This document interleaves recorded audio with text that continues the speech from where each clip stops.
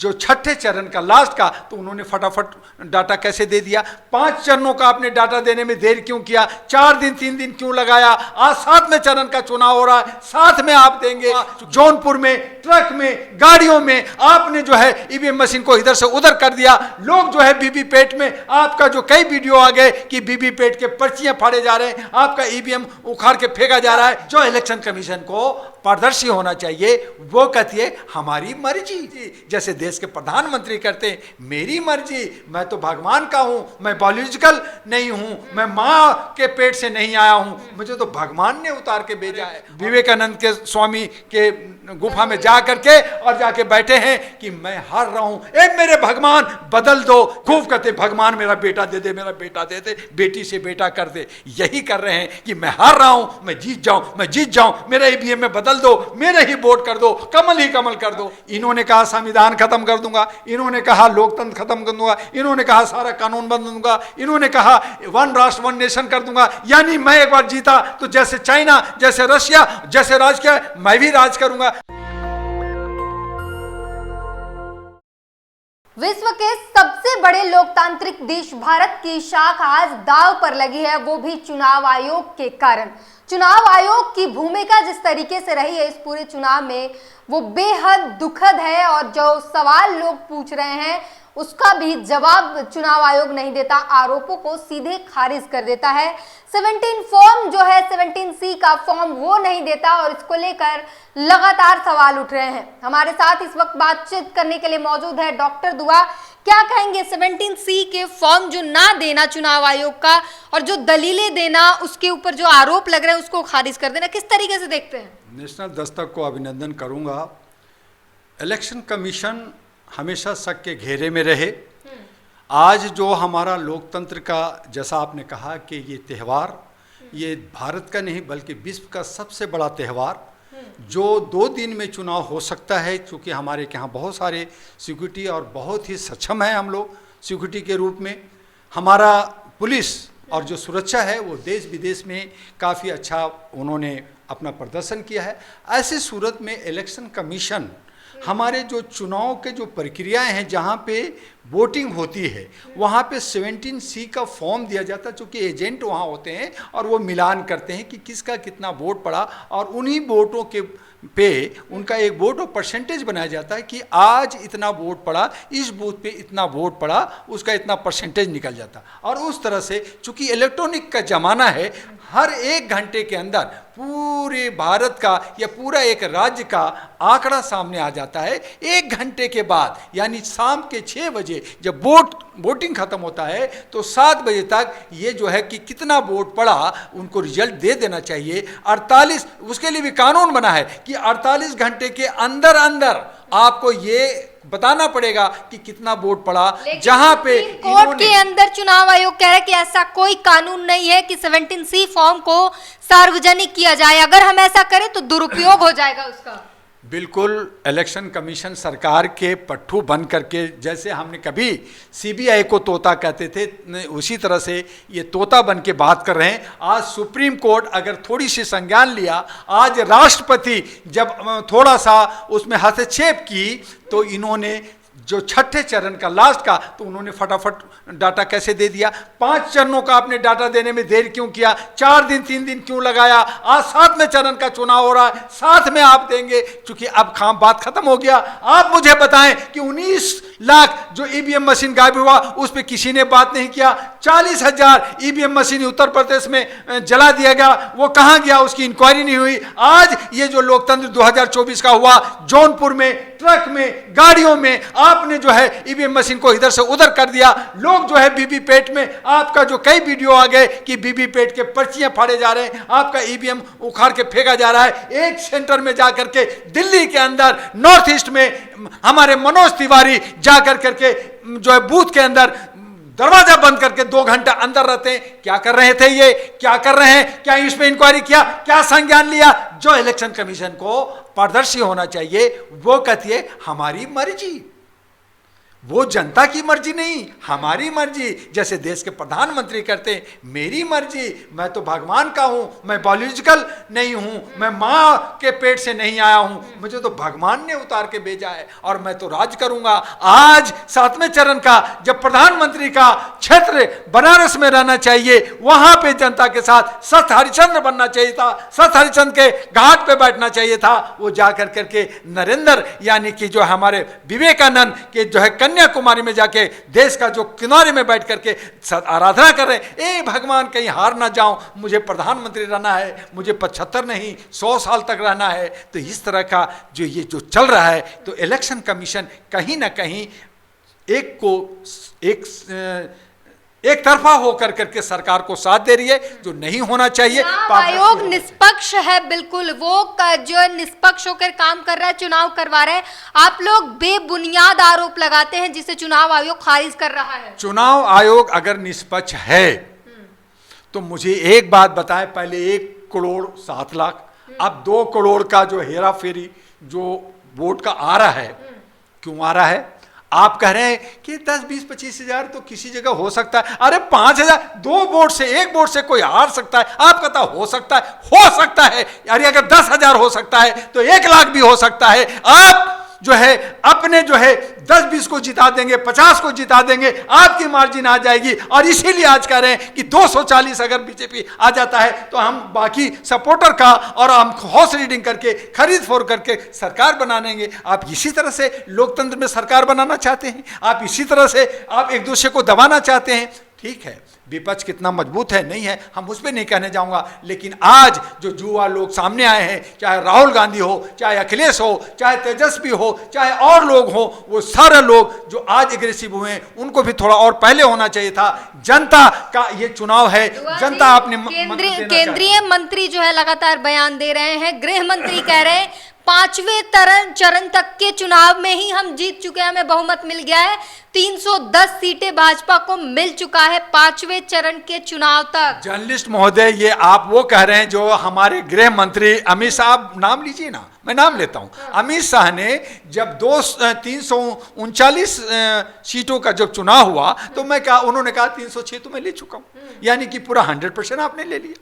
और उसके बाद में अब 387 सीट का हो चुका, अब वो हमारा 57 और बचा है। 57 का कल 1 जून को वोटिंग होना है, तो वो कह रहे हैं जी मेरे तो 500 पार हो गया। तो भैया इसका मतलब है कि भाई जब पहले से पार थे, 400 पार थे, 370 पार थे, तो चुनाव में जो ये आपने सरकार का 1.5 लाख करोड़ और बाकी जनता का नेताओं का सब मिला के 5 लाख करोड़ का जो इलेक्शन में खर्चा हुआ, क्यों कराया, कितनी की जाने गई? ये तो जनता चतुर थी कि जो है हिंदू मुस्लिम में अगर राइट हो जाता, अगर आज जिस तरह से आपने नफरत पहुंचाई थी, तो आज जो उसका खामियाजा भुगतना पड़ता कौन भोगता? तो इस तरह की आप जुमलाबाजी, ये सभी नेता अपने अपने तरीके से कि जो हार रहा है वो भी कहता मैं जीत रहा हूं, कौन कहा मैं हार रहा हूं? तो ये सब एक वक्तव्य है, क्योंकि कोई भी नेता जो लड़ता है वो अपने को हारता हुआ नहीं देखता है। लेकिन आज मोदी जी हारता हुआ, उनको अनुभव हो गया है, उनको डर हो गया है, और इसीलिए वो जो है गुफा में नरेंद्र जो है हमारे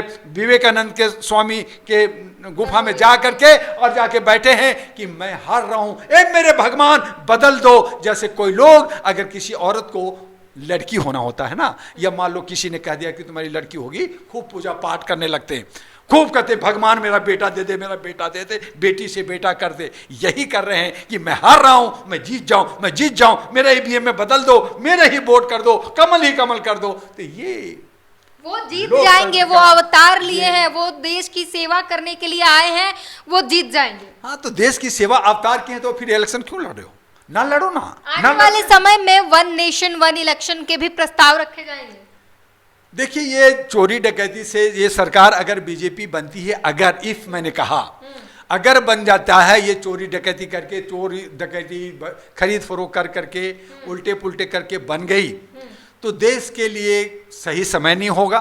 बहुत संख्यक जिनके पास लीडर नहीं है, बहुत संख्यक जो बटे हुए रहे, दोगलापना किया, जो जयचंद बन के रहा, लोगों को आज भी बहुसंख्यक की सरकार नहीं बनने जा रही है, स्वर्णों की सरकार थी, स्वर्णों की बनने जा रही है। और ये हमारी बहुसंख्यक की कमजोरी है, क्योंकि हम बहुसंख्यक अपने लीडर नहीं बनाए। 141 में जहां 120-125 करोड़ हम अपने को कहते हैं, वहां 543 अपने उम्मीदवार नहीं बना पाए, एका नहीं बना पाए, हमारे लीडर एका नहीं रहे, और यही खामियाजा वो हम भुगत रहे हैं और वो फिर जा रहे हैं। लेकिन अगर 200 या 200 से नीचे बीजेपी होती है तो फिर इंडिया गठबंधन की सरकार बनेगी। अब वो भी खरीद सकते, हो सकता है कि बीजेपी के भी लोग टूटे। तो ये जो दल बदलू का है, टूट कैसे होगा? 17C फॉर्म तो मिल नहीं रहा, जो आंकड़े आ रहे हैं उसमें अलग दिखाई देते हैं, कैसे बनेगा? 17C जो है, ये फॉर्म जो है वो बूथ पे दिया जाता है, जो हमारे पास एजेंट के पास मिलान के लिए हो। आप लोगों ने रख लिया 17C का फॉर्म? हम गए, हम इलेक्शन में वहां पे किया, इलेक्शन में बहुत धांधलियां हुई है। अब जो है स्लो किया गया, काफ़ी इंक्वायरी की गई, बहुत लोगों को देखा गया कि ये अगर मेरा वोटर नहीं है तो ये वोट ही ना दें। तो ये बहुत सारी चीज़ें चोरी हुई। जैसे पहले कभी बैलेट में होता था तो गुंडे बदमाश गन के पॉइंट पे देते थे, अब इन्होंने जो है स्लो कर करके, इसमें कुछ मशीन में गलत कर करके, ईवीएम में कुछ कर करके, कुछ जो है लोगों को दिग्भ्रमित कर करके, कैसे तैसे कर करके ये लोगों ने चोरी डकैती कर रहे हैं। लेकिन उसके बाद भी जनता समझदार हो गई है, जागरूक हो गई है, और इन्होंने साइलेंट, जो बिना नफरत की राजनीति से हट करके इन्होंने जो वोट दिया है, तो जो कर्नाटका में रिजल्ट आया था कि जनता जीती थी, यही हमारे 4 तारीख को आएगा कि बीजेपी हारेगा और हमारा विपक्ष और हमारी जनता जीतेगी और जनता का जय होगा। रहा कि अगर हमारे बिकने वाले लोग अगर ना बिकें, तो फिर मैं ये दावे के साथ कह रहा हूं कि बीजेपी की सरकार नहीं बल्कि इंडिया की सरकार बनेगी। हाँ, बिकना नहीं चाहिए। इंडिया की सरकार आरक्षण पर जो है हमला करेगी, और मोदी जी कह रहे हैं कि जब तक मैं हूं आरक्षण को जो है रत्ती भर भी क्षति नहीं पहुंचने दूंगा, जब तक मैं हूं जान दे दूंगा, लेकिन आरक्षण को कुछ नहीं होने दूंगा। इन्हीं के होम मिनिस्टर, इन्हीं के सभी मिनिस्टर, इन्होंने भी कहा मैं तो आरक्षण खत्म कर दूंगा। जब देखा कि अरे ये मेरा दौर खराब हो जाएगा, तब इन्होंने कहा मैं कुछ नहीं होने दूंगा। इन्होंने कहा संविधान खत्म कर दूंगा, इन्होंने कहा लोकतंत्र खत्म कर दूंगा, इन्होंने कहा सारा कानून बदल दूंगा, इन्होंने कहा 1 राष्ट्र 1 नेशन कर दूंगा। यानी मैं एक बार जीता तो जैसे चाइना, जैसे रशिया, जैसे राज किया, मैं भी राज करूंगा। तो ये आप कह रहे हो,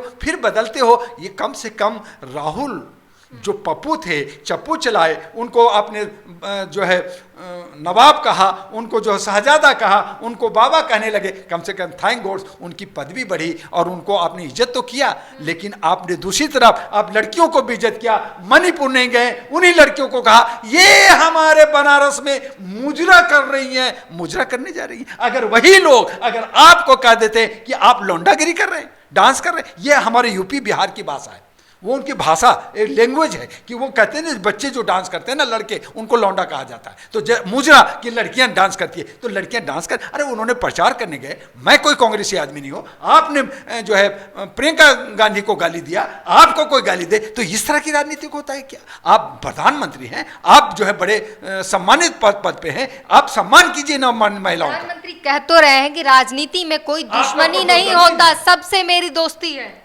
दोस्ती और सब कुछ हो, लेकिन उसकी एक मर्यादा होती है, एक सीमा होती है। आपको इज्जत मान सम्मान करना। आप देश के प्रधानमंत्री किसी एक व्यक्ति का नहीं, 141 करोड़ का है, उसमें हिंदू मुस्लिम सिख ईसाई सभी आते हैं, सभी धर्म सभी समुदाय के लोग आते हैं। लेकिन अगर आप कहते हैं ये मुसलमान को दे देगा, इसको भैंस दे देगा, इसको जो है मंगलसूत्र दे देगा, फलना दे देगा, तो आप नफरत दे रहे, आप लड़वाना चाहते। ये तो थैंक गॉड, मैंने बार बार कह रहा हूं कि जनता में समझ थी कि इन्होंने आपस में नहीं लड़े, भाई भाई में नहीं लड़े, और शांति से इन्होंने 6 चरण खत्म किया, 7वां चरण खत्म करेंगे। और फिर आपके सामने एक रिजल्ट आने वाला है, 4 को नहीं बल्कि 1 तारीख को सामने पता चलेगा कि एनडीए जीता या इंडिया जीता। और सरकार कमोबेश जो है इंडिया का बनना चाहिए, लेकिन अगर ये बेईमानी नाहक करें तो बहुमत नहीं आएगा।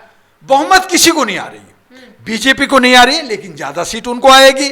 दूसरी तरफ जो कांग्रेस है, उनको जो है एक विपक्ष को बनने के लिए कम से कम एक पार्टी को 135 चाहिए। कांग्रेस को 135 अगर नहीं आई तो विपक्ष भी नहीं हो सकती, 100 आएगी।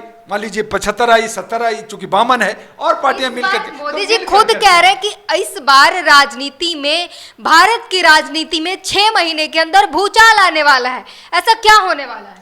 वो इसलिए कह रहे हैं कि मैं किसी भी हालत में एन के एन प्रकार तरीके से सत्ता में आऊँगा, फिर मैं जो है तेजस्वी को, राहुल को, अखिलेश को, इन तमाम, ममता को, सबको जेल भेज दूंगा। उसके बाद में वन नेशन वन तो जेल जाएंगे, आप भी कह रहे हैं। ये सब प्रधानमंत्री कहे हैं, मैंने थोड़ी कहा। ये प्रधानमंत्री कहा कि सबको, ये सरकार में आते ही यही सब करेंगे। केजू जो है 2 जून की रोटी जेल में खाने जा रहे, कहते हैं ना 2 जून की रोटी, तो 2 जून की रोटी केजरीवाल खाने जा रहे। उसके पीछे उनको पंखा झालने के लिए, उनको पानी पिलाने के लिए, सलाद खिलाने के लिए अतीसी जाएंगी, उसके बाद लाघव चड्डा जाएंगे, बाहर में रहेंगी सुनीता, तो विपक्ष खत्म हुआ, इनको और तोड़ देंगे। तो ये इलेक्शन के बाद अगर बीजेपी की सरकार बनती है तो जो इंडिया गठबंधन है ये टूट करके बिखर जाएगी। तो बड़ी बात कही इन्होंने कि जिस तरीके से 4 तारीख को परिणाम आएंगे और उसमें पता चलेगा कि इंडिया और एनडीए में किसकी सरकार बनती है, और जिसकी सरकार बनेगी वो आने वाले समय में क्या कुछ निर्णय लेंगे, वो सब कुछ डॉक्टर दुआ ने बताया। इस पूरी बातचीत पर अपनी प्रतिक्रिया जरूर दीजिए। कैमरामैन आशीष के साथ ब्यूटी गिरी, नेशनल दस्तक। नेशनल दस्तक की आपसे गुजारिश है कि अगर इसको बचाना चाहते हैं तो नेशनल दस्तक को सब्सक्राइब करने के लिए रेड कलर के सब्सक्राइब बटन को दबाएं, फिर बेल आइकन की घंटी दबाएं। नेशनल दस्तक को बचाने के लिए बहुत जरूरी है कि हर खबर को शेयर करें, लाइक करें, कमेंट जरूर करें।